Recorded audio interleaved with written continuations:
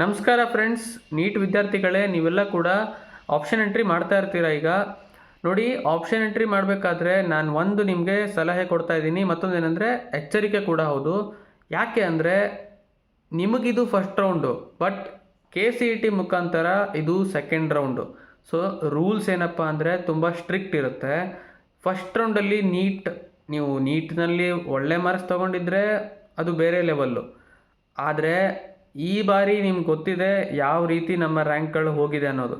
So performance ಪ್ರಕಾರ ನಮ್ಮದು 80,000 ಅಥವಾ 90,000 ಹಿಂಗಿದ್ರೂ ಕೂಡ ನಮಗೆ ಒಳ್ಳೆ ಕಾಲೇಜ್ಗಳಂತೂ ಫಸ್ಟ್ ರೌಂಡಲ್ಲಿ ಸಿಗಲ್ಲ.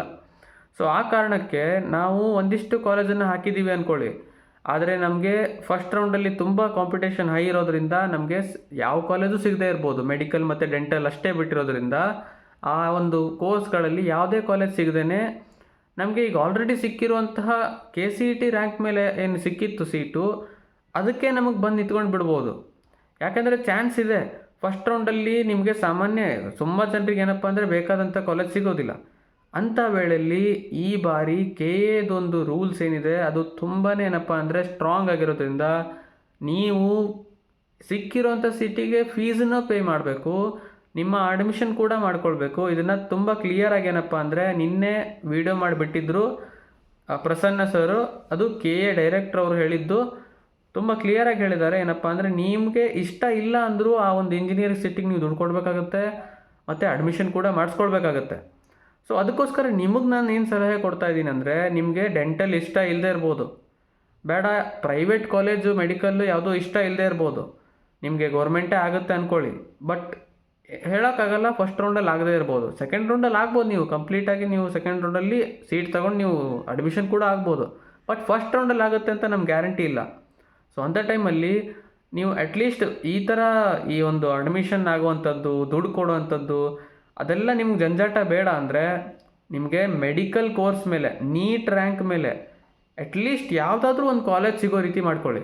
ಯಾಕೆ ಅಂದರೆ ನೀವು ಕಡೆಗೆ ಬೇಕಾದರೆ ಆ ಕಾಲೇಜನ್ನು ಡಿಲೀಟ್ ಮಾಡ್ಬೋದು, ಆದರೆ ಸದ್ಯದ ಮಟ್ಟಿಗೆ ನೀವು ದುಡ್ಡು ಕಟ್ಟೋ ಅವಶ್ಯಕತೆ ಇರಲ್ಲ, ನೀವು ಅಡ್ಮಿಷನ್ ಮಾಡಿಸ್ಕೊಳೋ ಅವಶ್ಯಕತೆ ಇರಲ್ಲ.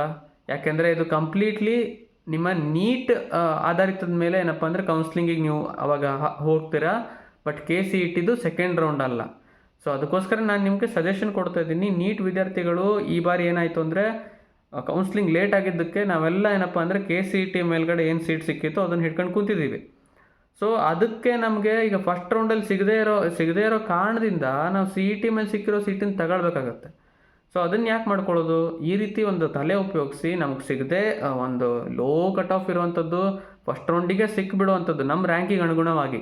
ನಿಮ್ಮ ರ್ಯಾಂಕ್ ಏನಿದೆಯೋ ಅದಕ್ಕೆ ಅನುಗುಣವಾಗಿ ನೀವು ಚೆಕ್ ಮಾಡಿ. KAದಲ್ಲಿ ಲೀಸ್ಟ್ ಇದೆ, ಆ ಲೀಸ್ಟ್ ಪ್ರಕಾರ ನಿಮಗೆ ನಿಮ್ಮ ರ್ಯಾಂಕಿಗೆ ಅನುಗುಣವಾಗಿ ಫಸ್ಟ್ ರೌಂಡಲ್ಲಿ ಯಾವುದೋ ಒಂದು ಕಾಲೇಜ್ ಸಿಗ್ತಾ ಇದೆ ಅಪ್ಪ ನೀಟ್ ಮೇಲೆ, ಅದನ್ನು ದಯವಿಟ್ಟು ಹಾಕಿ. ಆ ಕಾರಣದಿಂದ ಏನಾಗುತ್ತೆ, ನೀವು ಈ ಅಡ್ಮಿಷನ್ ಪ್ರೊಸೆಸ್ಸು ಮತ್ತು ದುಡ್ಡು ಕಟ್ಟೋದು ಇವೆಲ್ಲ ಕೂಡ ತಪ್ಪಿಸ್ಕೊಳ್ಬೋದು.